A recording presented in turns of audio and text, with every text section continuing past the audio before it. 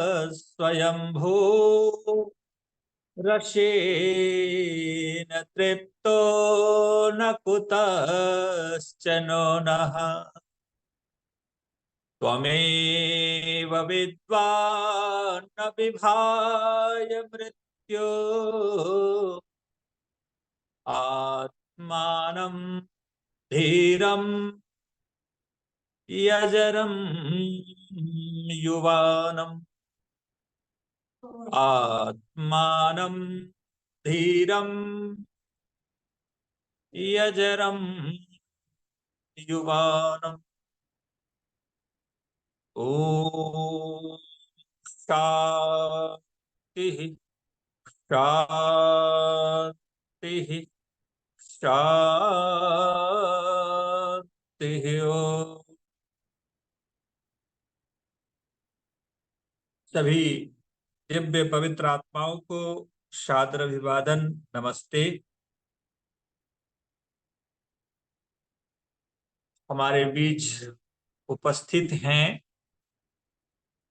मान्यवर पुरुषोत्तम मुनि जी वानप्रस्थी, आदरणीय डॉक्टर वेद प्रकाश शर्मा जी,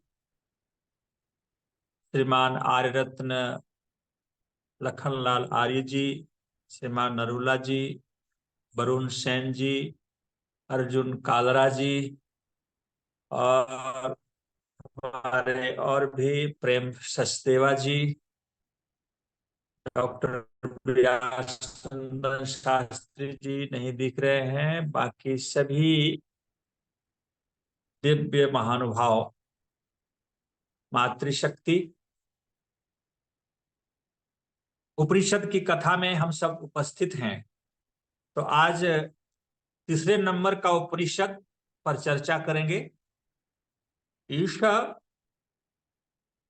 केन की चर्चा हम सुन चुके हैं संक्षेप से परिचय के रूप में। आज कठोपनिषद की चर्चा करेंगे।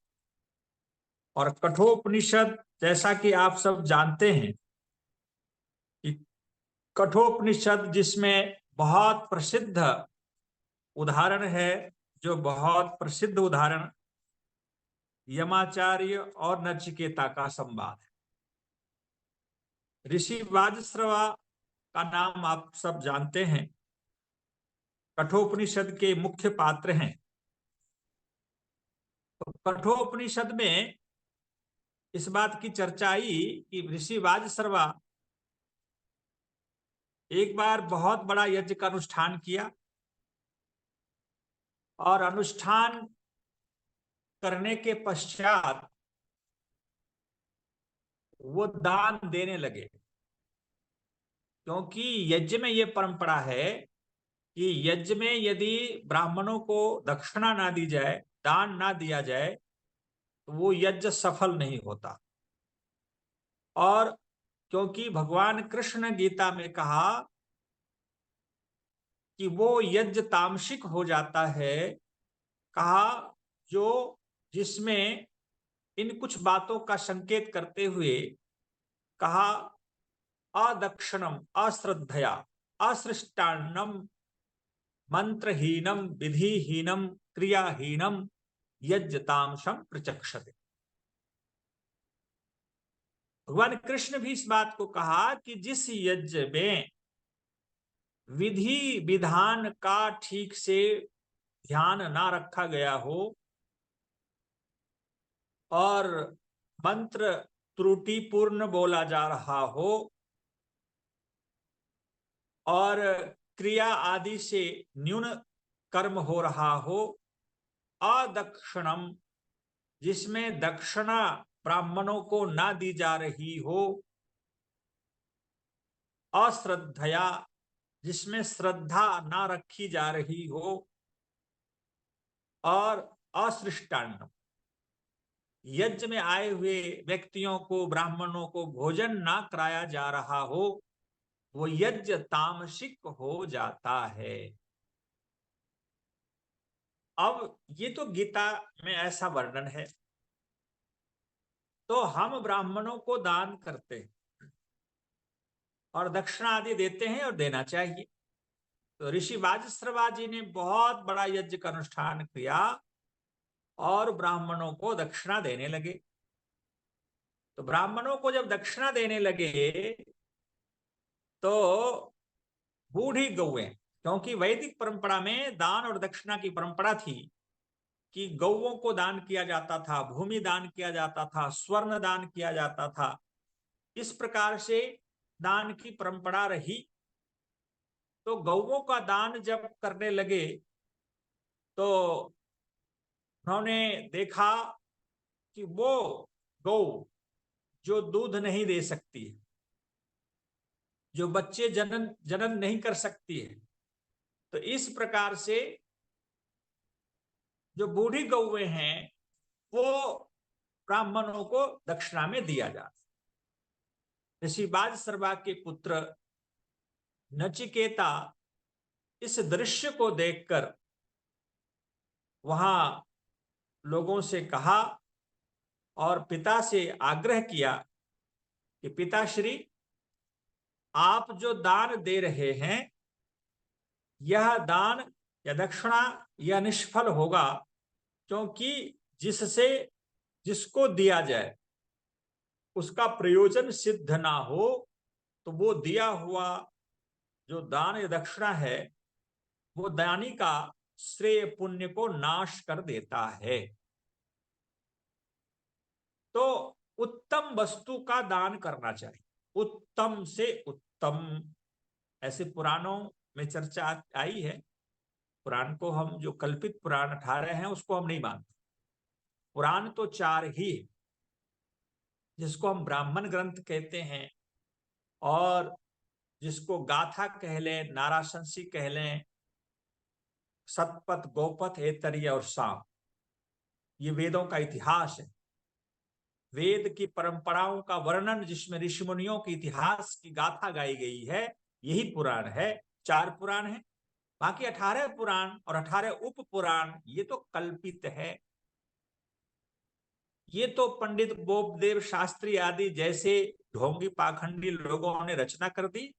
हमारे वैदिक संस्कृति को धूमिल करने की ये साजिश रची गई 2500 वर्ष पहले।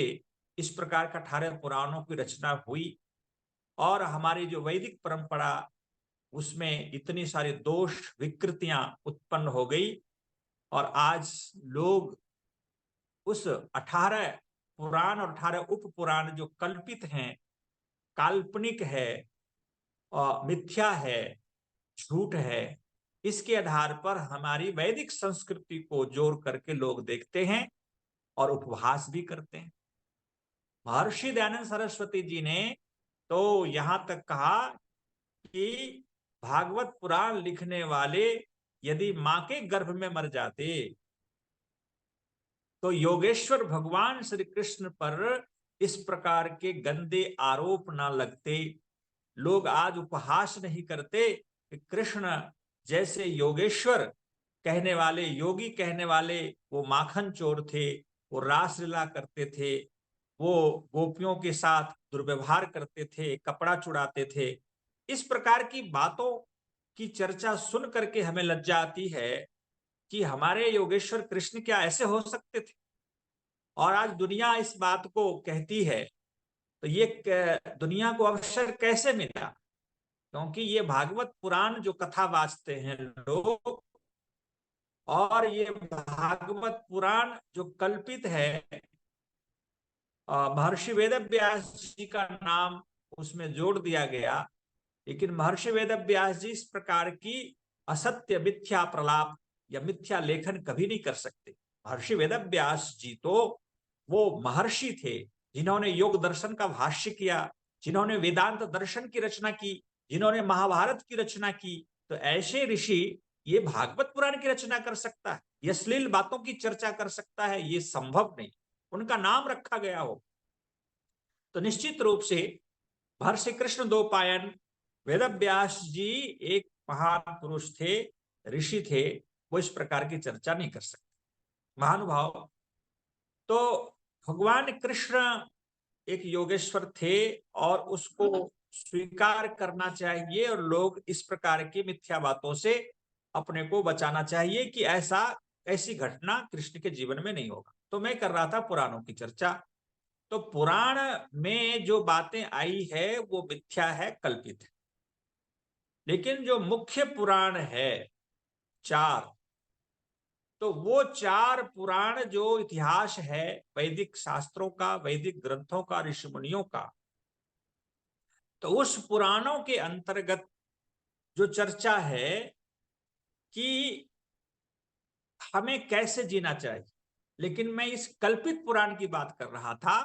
इस कल्पित पुराण में ऐसी मेरी सुनी सुनाई बात कि जब कोई व्यक्ति अपने घर में स्वादिष्ट भोजन बनाता हो तो वो अकेले ना खाएं, मित्रों को बांट करके, खिला करके खाना चाहिए, ऐसी बातें आती है।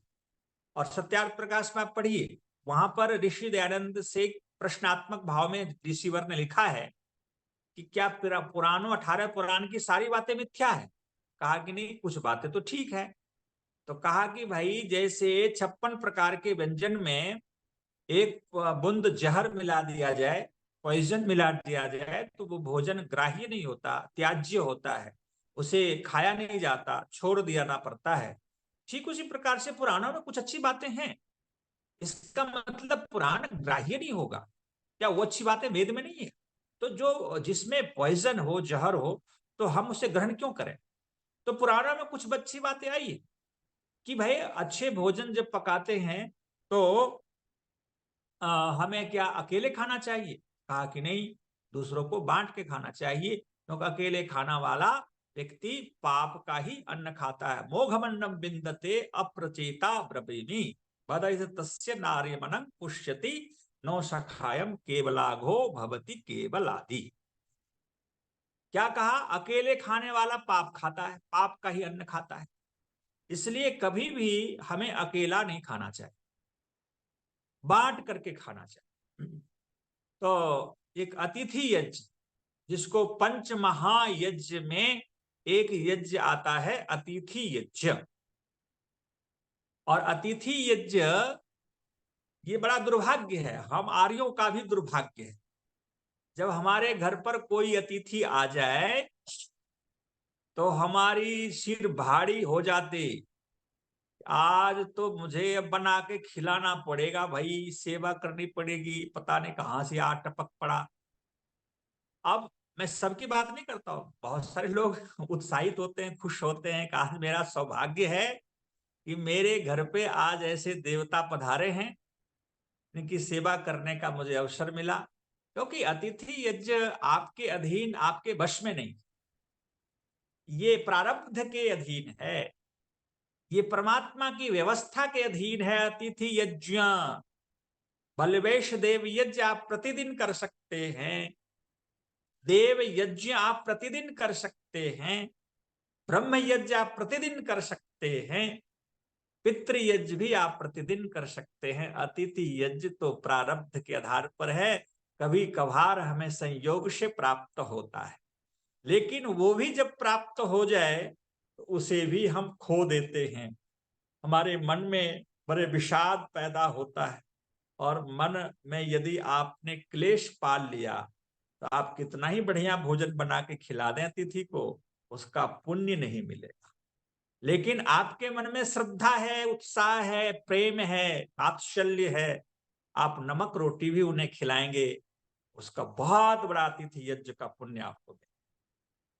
तो यहां पर आया कि हमें बांट करके खाना चाहिए, अकेला नहीं खाना चाहिए। ये सौभाग्य हमारा हो, हमारे घर पर प्रतिदिन कोई लोग आए। तो यहां पर चर्चा हो रही थी महर्षि ऋषि वाजश्रवा की। तो कहते हैं कि वाजश्रवा जी जब यज्ञ करके ऐसे पदार्थों को जो अपने काम की चीज नहीं है वो दान में दिया जा रहा है, तो वो दान में जब दिया जा रहा है तो उसका क्या दान का फल मिलेगा? कहा कि नहीं, वो दान देने वाले का और पुण्य ब्याज सहित, सूद सहित लेके चला जाए। और हम पंडितों को भी कपड़े देते हैं अपने। अब आर्य परंपरा में तो कुछ अच्छी बातें आ गई। अभी हमें कुछ लोग कपड़े देते, कभी कभी कहीं जाता हूँ कोई प्रवचन में, तो गुरुजी आप आचार्य जी अपने पसंद का करो, जो आप पहनते हो वो लेना। अच्छा जी।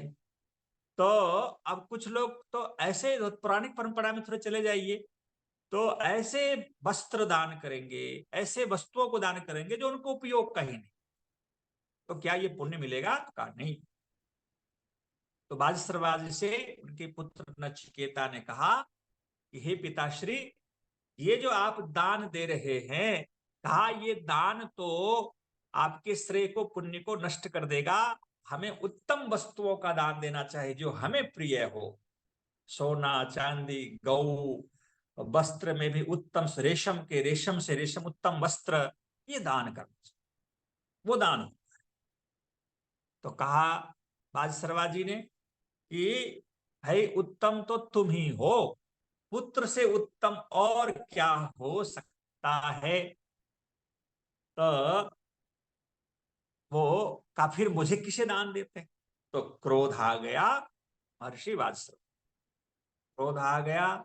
तो भगवान कृष्ण ने गीता में क्या कहा कि क्रोधात भवति सम्मोह, सम्मोहात स्मृति विभ्रमः, स्मृति भ्रंशात बुद्धिनाशो, बुद्धिनाशात प्रणश्यति।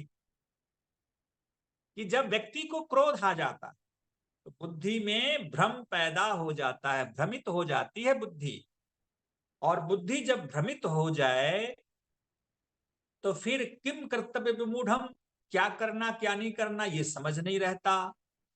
तो बुद्धि भ्रंशात तो प्रणश्यति, उसका पतन हो जाता है। तो क्रोध में आकर के वाजश्रवा जी ने को उनको क्या कहना चाहिए ये समझ नहीं आया, और उन्होंने झट से कहा जाओ तुम्हें मैं दान करता हूं, मृत्यु को दान करता हूं, यम को दान करता हूं। अब नचिकेता यहां से चल पड़ा। नचिकेता कहाँ चल पड़े? तो यमाचारी के पास चल पड़े। आपको जानकर के आश्चर्य होगा, उपनिषद आप लोग कई बार पढ़े होंगे, कथा सुने होंगे, प्रवचन सुने होंगे। यहां पर नचिकेता नाम का कोई पात्र जो था वो सच्चा पात्र कोई होगा ऐसा हम समझ लेते हैं, लेकिन नचिकेता नाम का कोई व्यक्ति इतिहास में, उपनिषद के काल में कोई होगा, ये रिसर्च का विषय है, खोज का विषय है, गवेषणा करिए। लेकिन जैसा कि यहाँ पर भाष्यकार संकेत करते हैं कि नचिकेता इति जिज्ञासु शिष्य, जिसके अंदर ब्रह्म की जिज्ञासा है, धर्म कर्म की जिज्ञासा है, जो जिज्ञासु हैं, जानने की पिपासु इच्छुक हैं, उसे नचिकेता कहा जाता है। और जो जनाना चाहता है, जो बताना चाहता है, ज्ञान देना चाहता है, जो देता है ज्ञान, उसे यम कहते हैं, उसे यमाचार्य। यमइति, यमइति वायु, वायु का नाम भी यम है। सत्यार्थ प्रकाश में पढ़ेंगे, वहां मिलेगा। मैं बार बार सत्यार्थ प्रकाश का नाम लेता हूं क्योंकि सत्यार्थ प्रकाश वो अमृत ग्रंथ, वेदों का सार है, जो एक बार पढ़ ले तो फिर एक बार नहीं, बार बार पढ़ने की इच्छा होगी। और गुरुदत्त विद्यार्थी ने तो यहां तक कहा कि मैंने 17 बार पुस्तक को पढ़ी, और 17 बार मुझे नई नई बातें मिली, मैं पहली बार पढ़ रहा हूं ऐसा लगता है।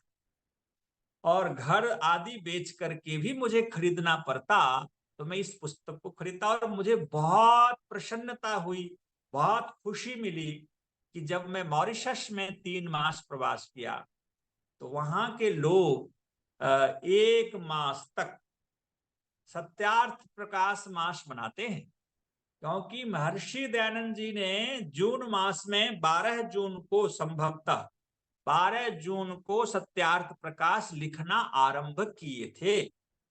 तो जून मास को सत्यार्थ प्रकाश मास घोषित कर रखे हैं। और मुझे दुनिया के सभी देशों की बात करता हूं, लगभग 32-34 देशों में आर्य समाज का पताका फहरता है। लेकिन मैं 10-12 देशों की यात्रा भी की, लेकिन एक ही देश मिला, मॉरिशस। भारत भी उसमें पंक्ति में खड़ा नहीं है, जो सत्यार्थ प्रकाश को इतना महत्व देता हो, सत्यार्थ प्रकाश मास मनाया जाता हो। और जैसे हम श्रावणी पर्व मनाते हैं, और श्रावणी पर्व भी हम मनाते हैं 7 दिन, रक्षाबंधन से लेकर के कृष्ण जन्माष्टमी तक मना लेते हैं। अपने अपने आर्य समाज में घरों में कोई पंडित ब्राह्मणों को, आचार्यों को, विद्वानों को बुला के थोड़ी प्रवचन सुन लेते हैं, यज्ञ कर लेते हैं। तो कहते चातुर्मास, जो 4 मास है वेद प्रचार का, वर्षा काल, ये 4 मास श्रावणी पर्व होता है। और उसमें से आप 7 दिन कर लें, 5 दिन कर लें, तो उससे क्या बनेगा? इसलिए हम 4 मास ना करें तो 3 मास करिए। 3 मास नहीं, 2 मास। इस बार तो मॉरिशस के लोगों ने 2 मास तक श्रावणी पर्व मनाया, वेद पर ही प्रवचन सुने, और 1 मास सत्यार्थ प्रकाश पर सुनते रहे। तो सत्यार्थ प्रकाश में वो अमूल्य ग्रंथ है जिसको बार बार पढ़िए, वहां अमृत निकलेगा। तो मैं चर्चा कर रहा था कि सत्यार्थ प्रकाश के अंतर्गत ऋषि ने यम की व्याख्या की। यम इति आचार्य, यम इति वायु, और यमालय किम भवति, तो कहा वायवः, वायुलोक को यमालय कहते हैं। जहां वायव्य, जहां वायु रहते हैं आकाश में, तो उसको यमालय कहते हैं, यमलोक कहते हैं। और यम आचार्य को भी कहते हैं, वायु को भी कहते हैं, तो यम भगवान परमात्मा को भी कहते हैं। तो कहा यम कौन है? तो जो ज्ञान देता है। तो निश्चित रूप से महानुभाव, नचिकेता कहीं यमाचार्य के पास यमलोक का मतलब गुरुकुल लोक, यम के लोक, अर्थात यमाचार्य के यहां आश्रम में गए, चले गए। और वहां जाकर के उन्होंने क्या कहा, जो आप सब जानते हैं। इस प्रसंग को आपने अनेकों बार सुना होगा, लेकिन बार बार हमें सुनना चाहिए, कुछ नई बातें हमें मिल जाती। तो यमाचार्य के दरवाजे पर वो खड़े हो गए, खड़े हो गए, और वहां उन्होंने पूछा कि यमाचार्य कहाँ हैं। उनकी धर्मपत्नी आई, घर से बाहर निकली, और नचिकेता से कही कि तुम कौन हो, कहां से आए हो, परिचय मिला। कहा कि मैं यमाचार्य से मिलना चाहता हूं। तो कहा यमाचार्य तो घर से बाहर गए हैं, और 3 दिन के बाद वो आएंगे, तो तुम आतिथ्य ग्रहण करो, यहाँ भोजन आदि विश्राम करे, 3 दिन के बाद यमाचार्य आएंगे, मिल लेंगे।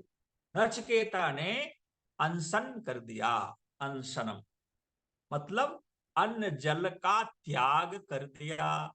कि जब तक नचिकेता से नाम, यमाचार्य से ना मिल लूं, नचिकेता ने ऐसा कहा, तब तक मैं अन्न जल ग्रहण नहीं कर सकता।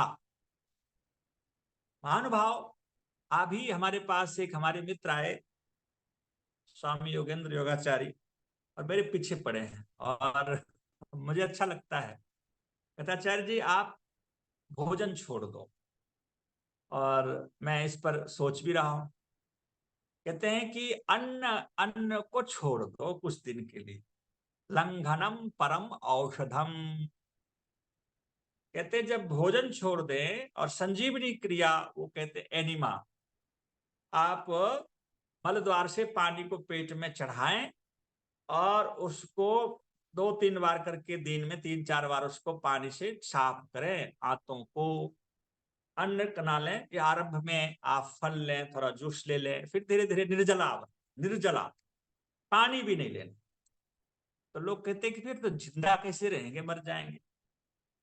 तो इस बात का प्रमाण है, नचिकेता ने भी 3 दिन तक अनशन किया था, जल भी ग्रहण नहीं किया। जैसे हम निर्जला करते हैं या अन्न छोड़ देते हैं, तो हमारे आंतों में जो मल चिपका होता है वो निकलना आरंभ होता है, और पेट हमारा साफ होता है। और जैसे ही हमारी आंतें साफ हो जाती, पेट साफ हो जाता है, रोग भी मिटने लग जाता है। तो ये एक प्राकृतिक चिकित्सा है। आयुर्वेद और वेद भी इस बात को मानता है, और ऋषियों ने भी कहा लंघनम परम औषधम। तो नचिकेता वहां पर व्रत किया। और ये स्वास्थ्य से संबंध रखता है, तो हम सबको भी व्रत करना चाहिए। हम सब कहते हैं कि भाई पौराणिक लोग नवरात्रा करते हैं, 9 दिनों तक फल खाते हैं, जूस पीते, अन्न नहीं खाते। हम ये तो पौराणिक, मैं तो आर्य समाजी हूं, मैं तो अन्न खाऊंगा। ऋषि दयानंद ने ये कह दिया कि युवा को और गर्भवती स्त्री को और बालक को उपवास नहीं करना चाहिए। ऋषि ने इस बात को उन व्यक्ति के लिए कहा जो इसके पात्र हैं। लेकिन जब आयु 40 के पार कर जाए, 48, 45, 50 के हो गए, तो महीना में तो 2 बार तो कर लीजिए अमावस्या पूर्णिमा को भोजन त्याग, भोजन ही नहीं करेंगे। अच्छा पानी तो पी लिया करेंगे, चलो कोई नहीं, हाँ, या फल पे रह ले, जूस ले ले, उतना अन्न भूखे नहीं रह सकते तो। लेकिन अन्न को छोड़ना चाहिए। मास में 2 बार कर लें, 1 बार कर लें, सप्ताह में कर लें, देखिए फिर आपकी आयु कितनी लंबी होगी और स्वास्थ्य कितना अच्छा रहेगा। अच्छा है, ये बात को मैंने संकेत किया। तो यमाचार्य का इंतजार करते हुए नचिकेता ने व्रत किया। 3 दिन के बाद नचिकेता जब घर वापस, यमाचार्य जब घर वापस आए, तो उन्होंने पूछा, घर के जो परिवार के लोग थे उनकी पत्नी ने बताई कि ये बालक 3 दिनों से अन्न ग्रहण नहीं किया है, ये जल भी ग्रहण नहीं किया, ये आतिथ्य हमारा स्वीकार नहीं किया, और हमारे दरवाजे पर, किसी के दरवाजे पर कोई अतिथि अन्न जल ग्रहण ना करके वहां पर रहता हो, कहा ये तो पाप लग जाएगा, अतिथि सत्कार ना करने का पाप, और कोई ऐसा उपाय किया जाए जो ये मैं पाप मुक्त हो जाऊं।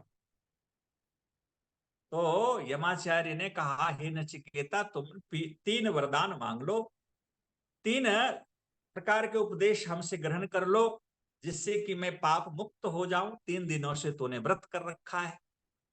तो पहला व्रत, जो पहला संकल्प था, वो यही था कि हे यमाचारी, मेरे पिता प्रसन्न हो जाएं, क्रोध से त्याग दे, मेरे प्रति अन्यथा भाव को त्याग दें।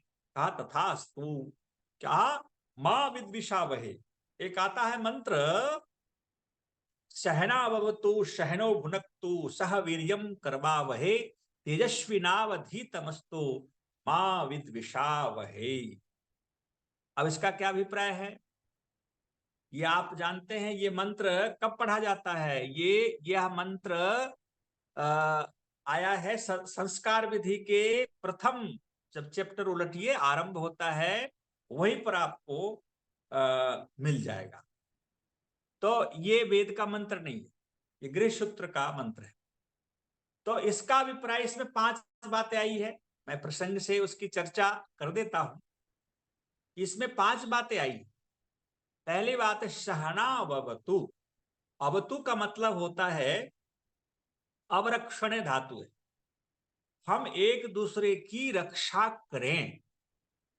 हम एक दूसरे की क्या करें? रक्षा। किसकी रक्षा? जो द्वित्व का संबंध है, पति पत्नी का संबंध है, गुरु शिष्य का संबंध है, राजा प्रजा का संबंध है, पिता पुत्र का संबंध है, वहां पर यह मंत्र लागू हो जाता है। अब सहनावतु सहनो भुनक्तु सह वीर्यम करवावहे तेजस्विनावधीतमस्तु मां विद्विषावहे। ये मंत्र का पाठ, मंत्र का उपदेश ऋषिवर ने संस्कार विधि के आरंभ में किया, तो फिर कहेंगे कि इसमें कोई प्रयोजन रहा होगा, क्योंकि ऋषिवर मंत्र दृष्टा थे, क्रांतदर्शी थे, भविष्य दृष्टा थे, वो सब कुछ जानते थे। तो अब संस्कार विधि जो है, वहां पर द्वित्व का संबंध है। संस्कार विधि किसके लिए लिखा गया? गृहस्थियों के लिए लिखा गया। संस्कार विधि में जो बातें आई है, मेन गृहस्थ के ऊपर टिका हुआ है, और बाकी सन्यास धर्म की भी चर्चा है, सन्यास आश्रम की चर्चा है, वानप्रस्थ संस्कार की भी चर्चा है, लेकिन मुख्य है गृहस्थ। सागरे यान्तिम संस्थितिम। जितने नदी नाले हैं वो सागर में आकर के मिल जाता है। उसी तरह से जितने भी आश्रम हैं, उन सारे आश्रम कहां आके मिलता है? तो कहा गृहस्थ में आकर के केंद्रित होता है। वानप्रस्थी सन्यासी कहां से निकलते हैं? तो गृहस्थ से ही निकलते हैं। वानप्रस्थी और सन्यासी भिक्षाटन कहाँ करेंगे? तो कहेंगे गृहस्थी के यहाँ ही जाके भिक्षा मांगेंगे, उन्हीं पर आश्रित होंगे। इसलिए सबका आधार है गृहस्थ आश्रम। यह गृहस्थ आश्रम जो श्रेष्ठ आश्रम है, और ज्येष्ठ ज्येष्ठ कहते हैं जो सबसे बड़ा सन्यास आश्रम है। तो निश्चित रूप से गृहस्थ आश्रम को महान बताया गया।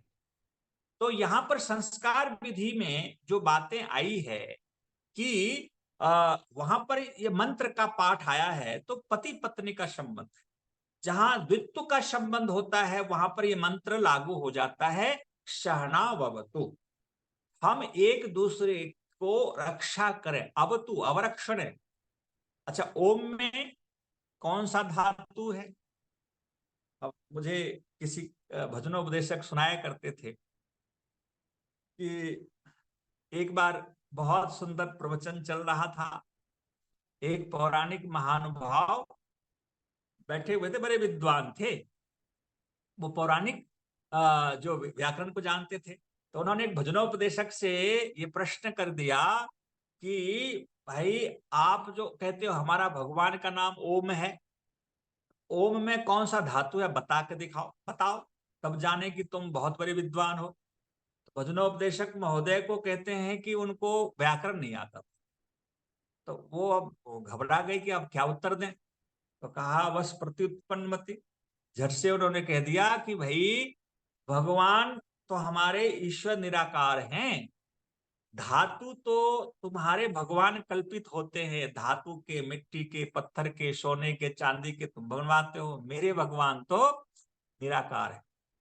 अब बातें तो इनकी जीत हो गई भजनोपदेशक महोदय की, लेकिन बातें यहाँ पर ये बातें नहीं। ओम में धातु है, ओम में कौन सा धातु? अवरक्षणे, अवतीति ओम, और अवरक्षणे धातु से वहां पर अवतु शब्द आया, सहना अवतु, जो एक दूसरे की रक्षा करता है।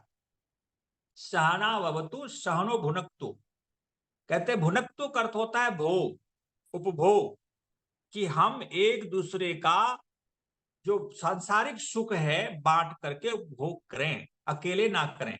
सहना भवतु सहनो भुनक्तु सवीर्यम, एक दूसरे के बल को हम बढ़ाएं, एक दूसरे के बल को हमें बढ़ाना चाहिए। शारीरिक बल, मानसिक बल, आत्मिक बल कैसे बढ़े? पति पत्नी का, गुरु शिष्य का, राजा प्रजा का, पिता पुत्र का, इसमें एक बढ़ाने की प्रक्रिया है।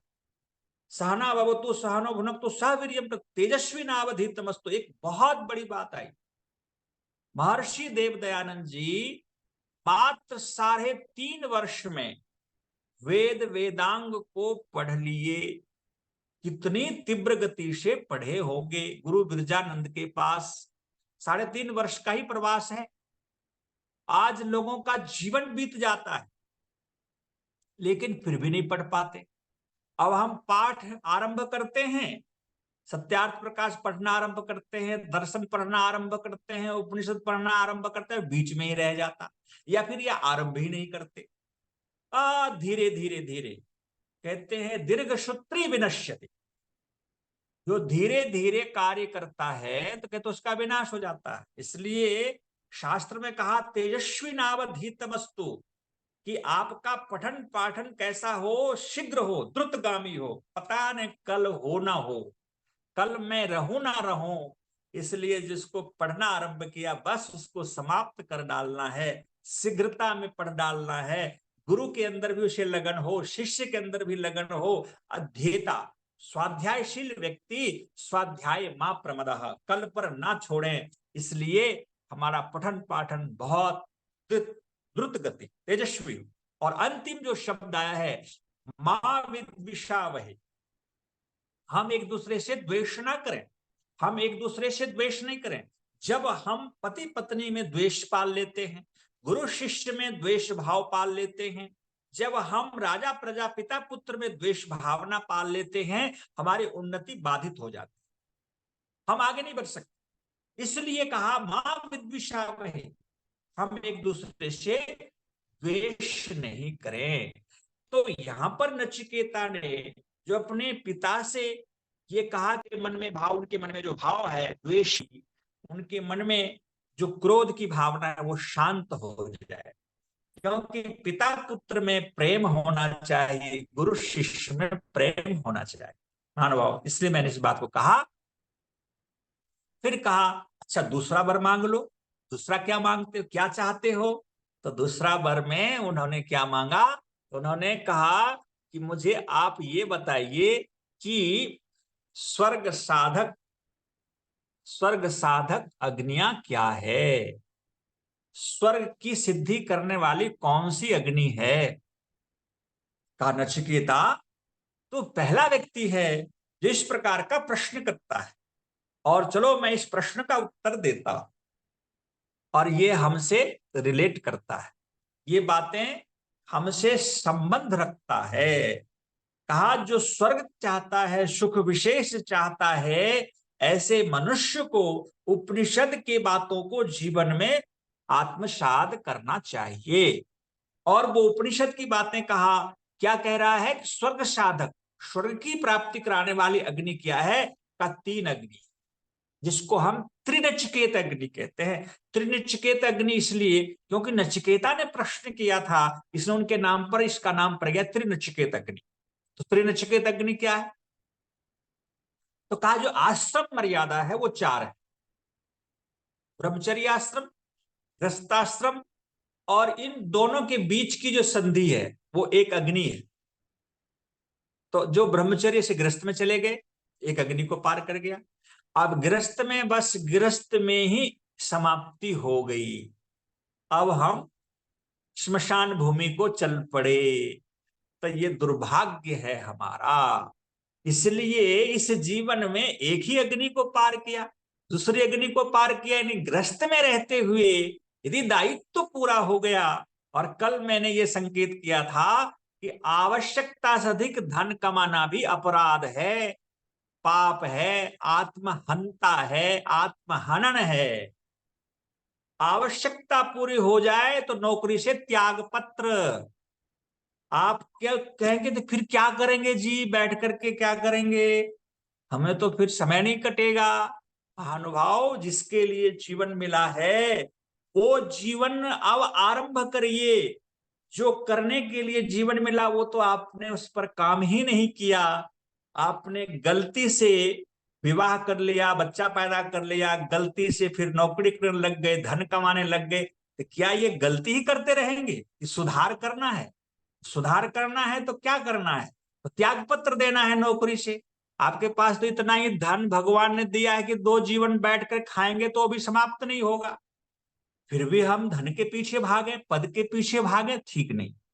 इसलिए उपनिषद की बातें यहां पर हमें आत्मसात करनी चाहिए कि उपनिषद ये बातें कहती है कि हमें दूसरी अग्नि को भी पार करनी है। जब गृहस्थ का दायित्व पूरा हो जाए, अपनी आवश्यकता पूर्ण हो जाए, तो हमें आत्मा के लिए, समाज के लिए, राष्ट्र के लिए जीना चाहिए। तो हमें वानप्रस्थ में जाना चाहिए। जब गृहस्थ को छोड़ करके वानप्रस्थ में हम जाएंगे, दूसरी अग्नि पार कर गए। और जब फिर वानप्रस्थ में रहते हुए जब लोकेशना वित्तेषणा पुत्रेषणा समाप्त हो जाए, तो संन्यास। संन्यास धर्म क्या है? संन्यास, आप गृहस्थ से भी सीधे सन्यासी बन सकते हैं। फिर कहेंगे ये बातें कहां, दयानंद को पढ़िए, वानप्रस्थ लेने की कोई जरूरत भी नहीं पड़ेगी। जिस दिन व्यक्ति को लोकेशना वित्तेषणा पुत्रेषणा ये 3 एषणाएं समाप्त हो जाए, वो गृहस्थ से सीधे सन्यास में जाने का अधिकारी है। ब्रह्मचर्य से जैसे सन्यास में जाता है, गृहस्थ से भी सीधे जा सकते हैं। लेकिन जब ब्रह्मचर्य में थे तो एषणाएं उन्हें सता दिया, पुत्रेषणा ने, वित्तेषणा ने, तो आप गृहस्थ में चले गए। अब गृहस्थ में रहते हुए भी पुत्रेषणा वित्तेषणा की तृप्ति नहीं हुई, इसका समाधान नहीं हुआ, क्योंकि गृहस्थ आश्रम तो एक हॉस्पिटल था। आप बीमार थे इसलिए हॉस्पिटल में आए, लेकिन और बीमार हो गए। और गृहस्थ में व्यक्ति आता है लोकेशना वित्तेषणा पुत्रेषणा को समन करने के लिए कि जो मेरे अंदर एषणाएं थी उसको मैं यहां देखने आया, इसको पढ़ने आया था, इसमें क्या सुख है क्या दुख है। थोड़ा सा सुख और अंबार भरा ढेर सारे दुख। हे भगवान, इतना सारा दुख! पहले तो मैं अकेले अपने लिए जीता था, हाँ, मैं एक रोटी खा लिया, सो गया। या अपने मेरे माता पिता है या परिवार है, अब पत्नी के भी माता पिता, उनके भी आप रिलेशन में रिलेशन जोड़ते जाइए, जोड़ते जाइए। अब उनका सुख दुख सारा हमारा सुख दुख, उनके घर में कोई मर रहा है तो परेशान, विवाह हो रहा है तो परेशान, इतना सारा दुख है और सुख कहाँ है।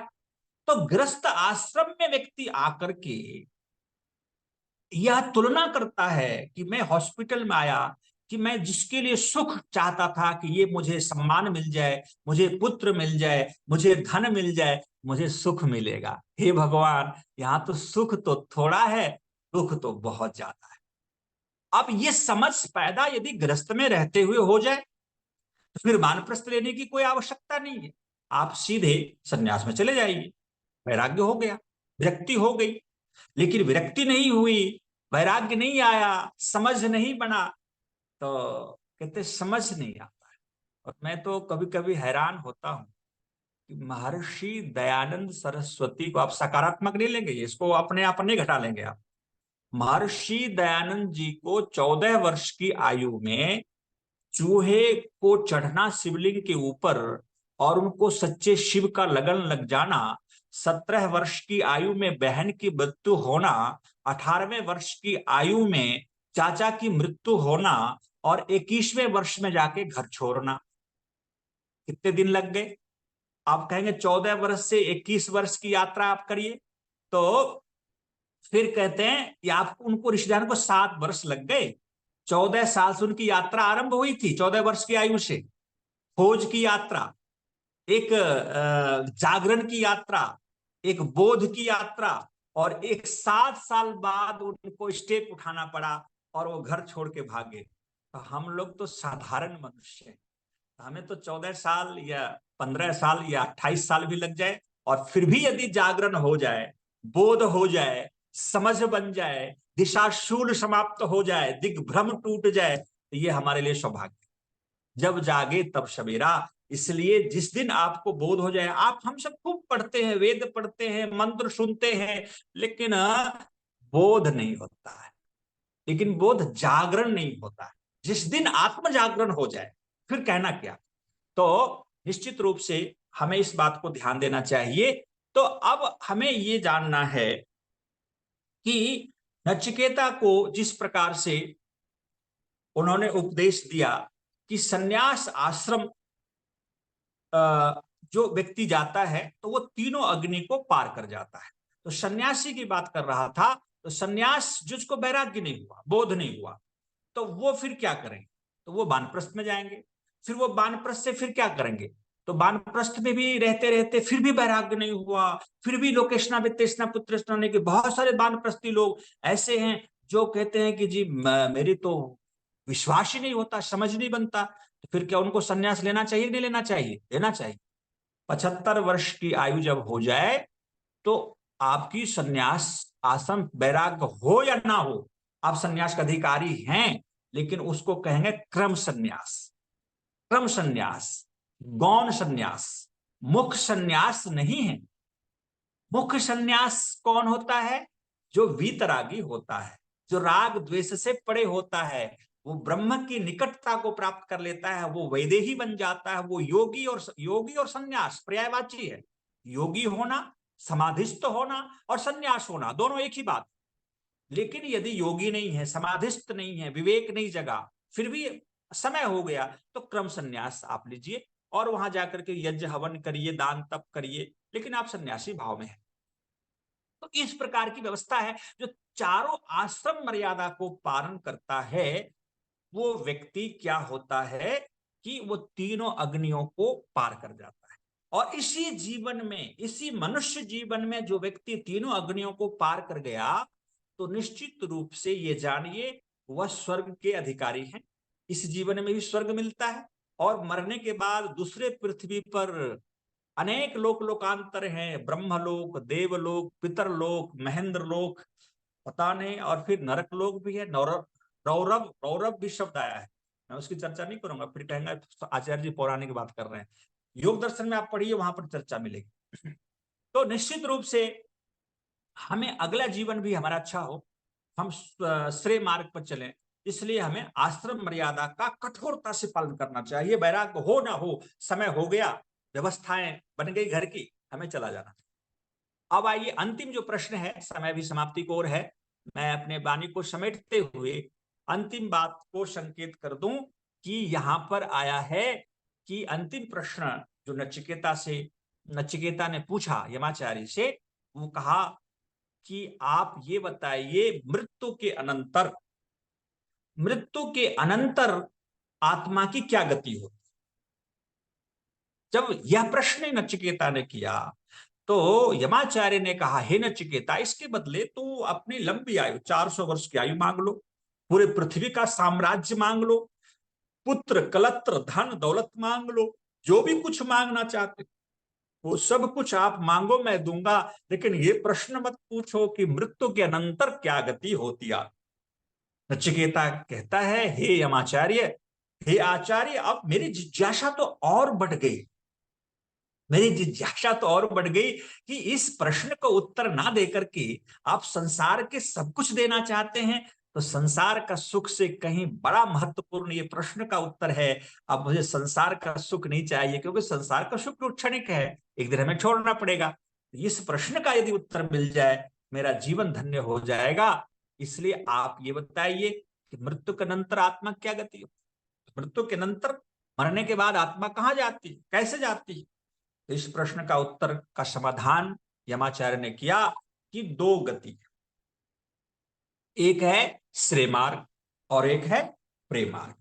हे नचिकेता, कहा कि जो व्यक्ति अपने जीवन को मर्यादित पूर्वक जीता हुआ, वेद के अनुसार जीता हुआ, श्रमानुसार जीता हुआ चलता है, वो श्रेय पथगामी होता है। उसकी आत्मा जब शरीर छोड़ती है तो वो श्रेय मार्ग को जाता है, ऊंचे की ओर, ऊपर की ओर। हमेशा व्यक्ति अपना प्रमोशन चाहता है, डिमोशन कोई नहीं चाहता है।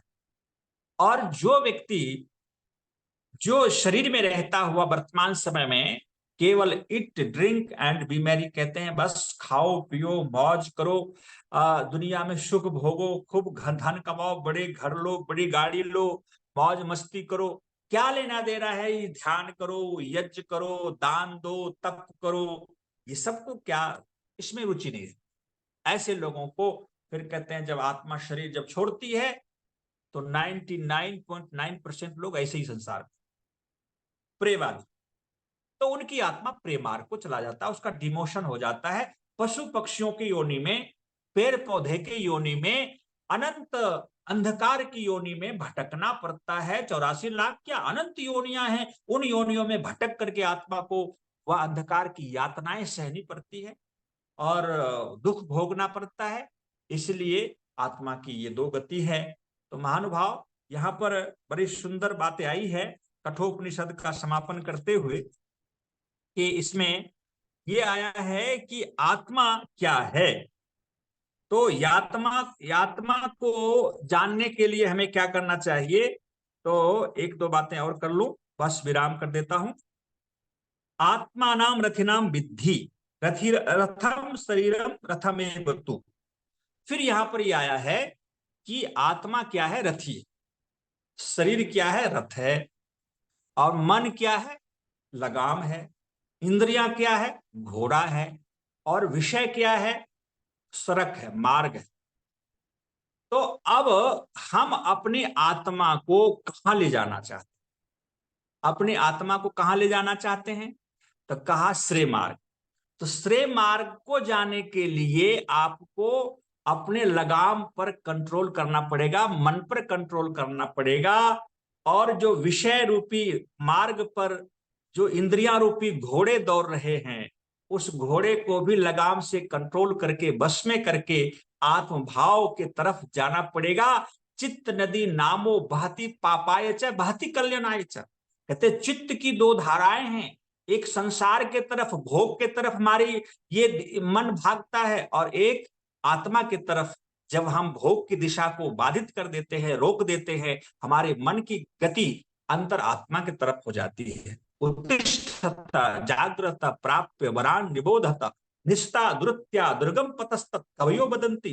इसी कठोपनिषद में आया इस बात का, इस श्लोक की चर्चा करते हुए महर्षि कठ ये कहते हैं कि हे व्यक्ति, उठो, जागो, अपनी आत्मा को जगाओ और उस वरण करो, दिव्य स्वरूप ब्रह्म का वरण करो।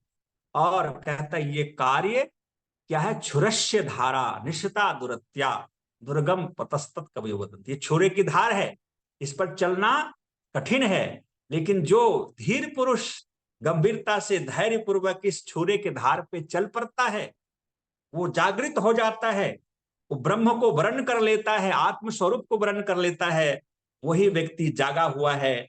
जो व्यक्ति ब्रह्म को वर्ण नहीं किया, वो व्यक्ति जाग करके भी सोया हुआ है। इसलिए हम सब उठें, जागें, अपनी आत्मा को जगाएं। हम सब जगे हुए नहीं, नींद में सो रहे।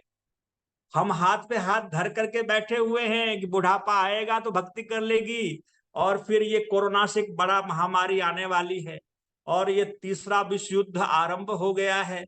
पता नहीं कौन सा देश कौन एटम बम चला दे, हम लोग बचेंगे कि नहीं बचेंगे। और स्थिति क्लाइमेट चेंज हो रहा है, इसलिए समय बहुत कम है। उठिए, जागिए, उपनिषद की बातों को समझिए। जो समय मिला है, आत्म भाव में चल पड़िए, अपनी आत्मा को पहचानिए। जिसके लिए मानव जीवन मिला है, उस कार्य को थोड़ा सा तो कर लें, थोड़ी सी तो आगे बढ़ा लें, अपने जीवन को, पग को बढ़ा लें। बहुत बहुत धन्यवाद। ओम शुभ।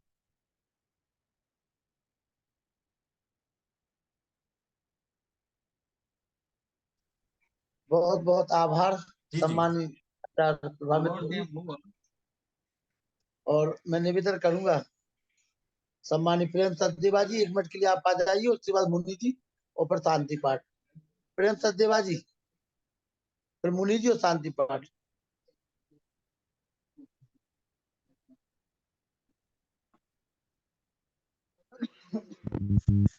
ओम सादर नमस्ते। नमस्ते जी। कठोपनिषद पे आपका प्रवचन सुना। थोड़ा मैं जानना चाहता हूँ कि निचिकेता के पिता का नाम वाजश्रवा था या उद्दालक था, क्योंकि हमने उद्दालक पढ़ा हुआ है। और वाजश्रवा था जी, हमारी वाजश्रवा। हमारी पुस्तक में उद्दालक हैं और ऋषि नहीं लिखा हुआ उनका। अरुण हाँ ऋषि जी। के पुत्र उद्दालक और उद्दालक के पुत्र निचिकेता, ऐसा हमारी पुस्तक में है। हाँ, नहीं, उसमें उद्दालक और वाजश्रवा दोनों एक पर्याय शब्द ऐसा हम समझते हैं है। और यहाँ पर जो वाजश्रवा का वर्णन आया है, जो मैं अभी चर्चा करूं, मेरे पास एकादशोपनिषद है डॉक्टर सत्यव्रत सिद्धांत अलंकार का, उसमें वाजश्रवा लिखा हुआ है। मेरे पास भी वही है, पर उसमें मैंने तो उद्दालक पढ़ा है जी। खैर चलिए, अगर एक ही है तो दूसरा हाँ, जी जी बोलो।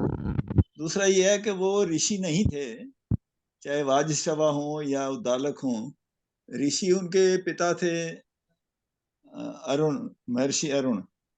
और अगर ये ऋषि होते तो इस तरह का उनका बिहेवियर नहीं होता कि भाई अपने पुत्र को ऐसे गुस्सा करना और वो करना। तो वो ऋषि भी कहीं नहीं लिखा उनके लिए। तो एक बात ये है। दूसरा, आपने सहना सहना भवतु था या सहना भवतु होता है? ववतु ववतु कई लोग ववतु ववतु मैंने भी भवतु ही पढ़ा है, कई लोग सहना भवतु भी बोलते हैं। तो क्या भवतु वाला भी कोई अलग से है या उसी का? नहीं, अशुद्ध है। वह भवतु, भवतु अशुद्ध है। सहना ववतु वह शब्द है, ये शुद्ध है। तो भवतु कोई बोलते हैं तो वो गलत बोलते हैं।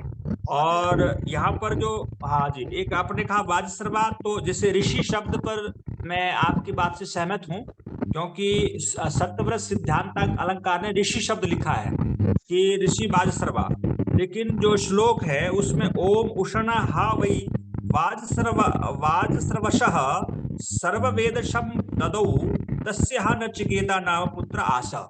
तो यहाँ पर जो श्लोक है कठोपनिषद में, इसमें वाजस्रवासः शब्दम अस्ति, शब्द है, ऋषि शब्द नहीं लिखा हुआ है।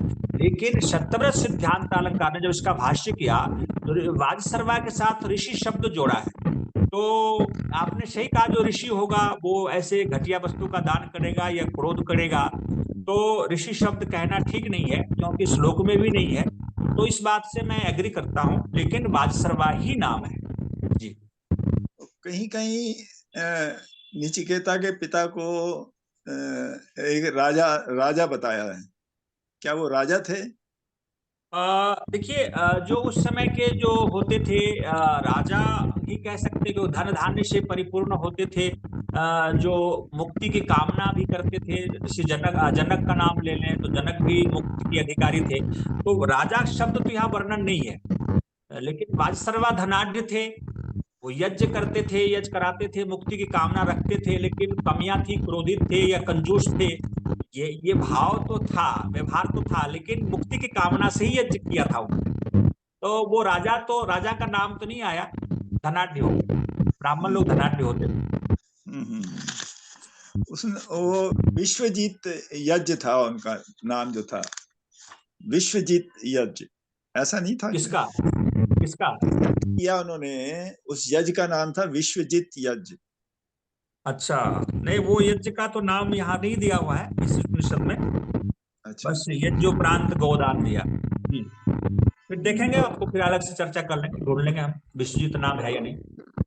चलिए, हम तो 5 स्टार हॉस्पिटल में रह रहे हैं, लोग तो बुकिंग करते हैं 5 स्टार हॉस्पिटल्स की, हम वैसे ही 5 स्टार हॉस्पिटल में रह रहे हैं, तो कोई चिंता नहीं है हमें। तो अच्छा जी। बहुत बहुत धन्यवाद। नमस्ते जी। नमस्ते जी, आप आ जाइए।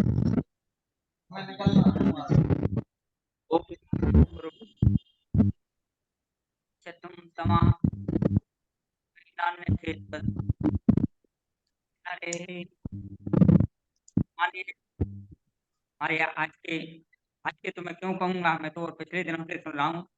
श्रद्धेय आचार्य प्रभामित्र जी जो वेद कथा के माध्यम से और उपनिषदों की कथा हम लोगों के बीच में रख रहे हैं। आज कठोपनिषद का जैसा वृत्तांत आपने रखा हुआ है, और देखिए आप पूरे कठोपनिषद को समेट के ले गए हैं आज के विषय में ही पूरा का पूरा, तो हम लोगों का सौभाग्य है। गीता में एक श्लोक आता है, सर्वोपनिषदो गावो दोग्धा श्री कृष्णा, वो क्या है, पाठ गोपाल नंदना। तो इसके लिए जितनी उपनिषदें हैं बहुत अच्छी महिमा, क्योंकि जो भगवान कृष्ण ने गीता में उपदेश दिया है वो उपनिषदों के माध्यम से ही दिया हुआ है। हम भले ही उसको कहें कि भगवान विष्णु के अवतार थे, उन्होंने अपने से दिया है, ये किया है, ठीक है, उन्होंने भी वेदों को पढ़ा था, उपनिषदों को पढ़ा था, अध्ययन किया हुआ था, तो उसका ही उपदेश महाकाल में दिया, उसी को यहाँ गीता के रूप में एक छोटे से पुस्तक के रूप में हम लोगों ने, हमारे विद्वानों ने उसको सजो दिया। तो वास्तव में उपनिषदों की कथाएं मैंने प्रथम भी कहा था, इतनी सरल शैली में, इतनी सुंदरतम है उनकी व्यवस्थाएं, और हमारे सम्मानीय आचार्य प्रभामित्र तो उसको और भी सरल कर देते हैं, कितने प्रमाणों को रखते हैं कि सहज में ही समझ आ जाती। तो आपके लिए साधुवाद।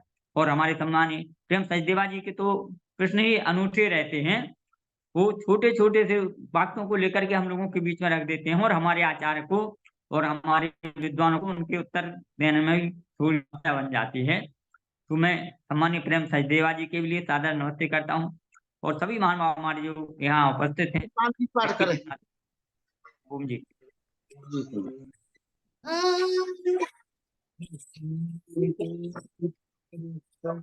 शांति सदैव शांति देव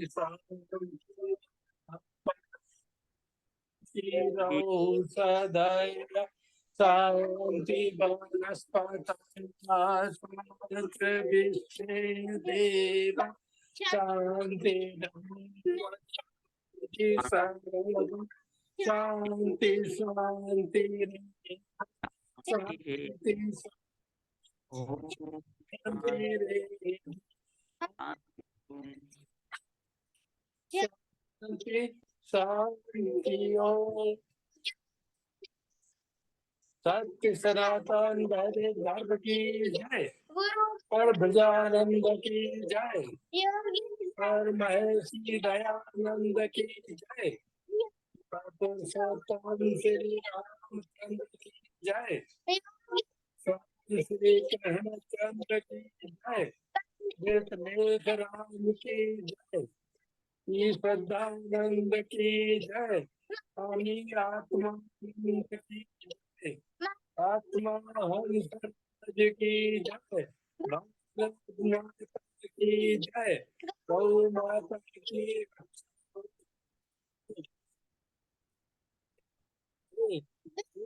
ज्योति रहे, ओम झंडा ऊंचा रहे, हरियों के कुंभ को समझो बयान की जय, हम विश्व मारियम गणे ओम वैदिक अभिवादन सबको नमस्ते जी, ओम सर्वेभ्यो नमः। सभी को सादर नमस्ते, शुभ रात्रि। चलिए, शुभ रात्रि सभी को, सादर नमस्ते, कल मुलाकात करते हैं।